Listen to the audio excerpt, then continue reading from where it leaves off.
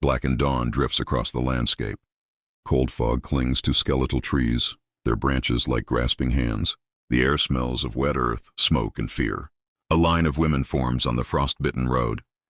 Their boots, thin-soled and ragged, press into the mud with each hesitant step. Fingers curl around threadbare coats, knuckles white from more than just cold. Their eyes wide and unblinking watch the horizon. "Line up outside!" The command echoes over the empty field. Sharp and metallic, bouncing off distant barracks. No one moves first, not because of disobedience, but because of disbelief. Helga presses a hand to her chest. Is this a trick? The thought is like ice in her veins. She feels the weight of her unborn assumptions, propaganda about the Americans, about the horrors they were supposed to endure. A dog barks somewhere. A train hums faintly in the distance.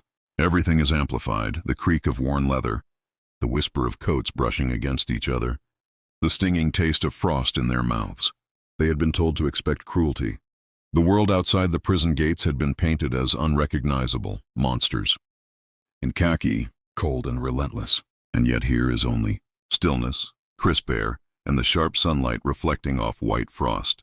For some, the shock begins now. They had boarded the transport trucks hours earlier. Inside, the air was thick, suffocating, rank with sweat and fear. Children clutched mothers. Mothers clutched their own hearts, as if their pulsing might keep them alive. The journey was long. Rolling hills blurred into each other, a patchwork of frozen fields and skeletal villages. They passed houses stripped bare. Roofs collapsed like tired old eyes closing for the last time. The women whispered to each other in fragments. They say, "They will make us work. We will be beaten." The propaganda had been meticulous. Every story in the newspapers, every whispered rumor in the bombed-out towns of Germany, had painted the enemy as a monstrous machine.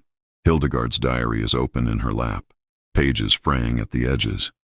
She writes as the truck rocks. They told us they would starve us. They told us we would freeze. They told us there would be no mercy. The engine rattles beneath me, and yet the cold outside seeps into my bones more than the fear inside. If monsters await, I cannot see them yet. The truck stops. Their boots crunch snow. The women clutch coats, scarves, fists, and each other. The world feels both immense and intimate, the smallness of a hand in another, the vastness of the land that stretches endlessly, indifferent. Every step is anticipation. The gate rises.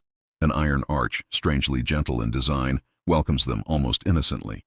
And then, Americans. They are uniformed, but not monstrous. Their faces are soft, some smiling faintly. Their hands are empty, not wielding whips or weapons, except to gesture instructions. Helga steps forward. The first step is hesitation, the second is disbelief. The air smells of soap and wood polish, something foreign yet comforting. Soap in a bar, thick, white, heavy in the hand, smelling faintly of flowers. She clutches it, feeling its smoothness, its absurdity. This is not a weapon. A soldier hands her a tray of food. Warm bread, butter, boiled eggs. Her stomach twists. Bread with butter? Eggs? They said they would starve us. They said, tears spring unbidden. She presses a hand over her mouth, ashamed. A neighbor whispers, Do they not hate us? The question hangs like smoke. No answer comes, only the soft murmur of the camp, the distant clatter of dishes, the subtle hum of normalcy. In another corner, Hildegard writes hurriedly, I am shaking and yet alive. Alive and fed and treated as human. This cannot be. This is forbidden. I clutch the bar of soap. The scent is more dangerous than a gun. Their eyes, previously trained for fear, scan the camp. White-painted walls, neat bunks. A cafeteria that smells of roasting meat rather than burning rations. A world of abundance in the midst of ruin. Shock curves itself into disbelief. Each new kindness chips away at years of fear. Breakfast arrives every day like a small miracle. They line up, trays in hand. Butter glistens on fresh rolls. Fruit glimmers in the early light. Eggs steam invitingly, bacon crackling. Greta bites into a warm roll, tasting richness she had only imagined. Her mouth waters. Her stomach twists between gratitude and guilt. Back home, my children gnaw on scraps. We scrape every morsel from the floor. And here, bread is plentiful.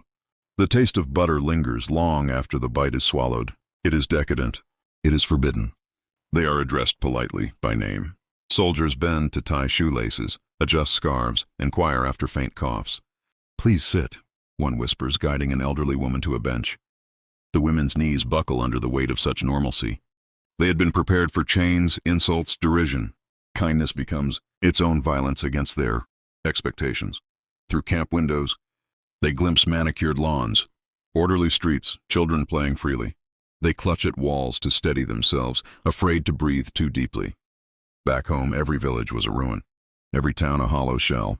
And here is life thriving. Anna writes in her diary that night, "I feel I am trespassing in a world that should belong to someone else, a world that was never promised to me. Yet here I am, and everything is so alive." Whispers ripple among the women. Do we deserve this? Is it a trick? How can they be so gentle and yet we destroyed so much?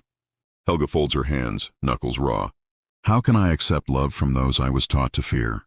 The moral dissonance gnaws at them. Each smile, each courtesy is both balm and accusation. Letters arrive from home. Each envelope is a dagger coated in nostalgia. The city is gone. Our friends are gone. The roof over our heads is gone. Hunger is our companion. They read the words aloud to each other. The contrast is unbearable. Here, the Americans feed them. There, their families scrape scraps from rubble. They are forced to reconcile two incompatible worlds, the enemy's generosity and their homeland's devastation. It is psychological warfare, whispers Gretty. But we are the victims, and yet we are complicit in being grateful.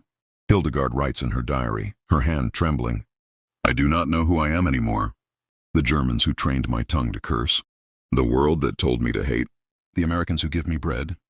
I am torn into pieces, and yet each piece is fed, clothed, unbroken. What is humanity if not this paradox?" They begin to see through the fog of propaganda. Every act of civility erodes their preconceived notions.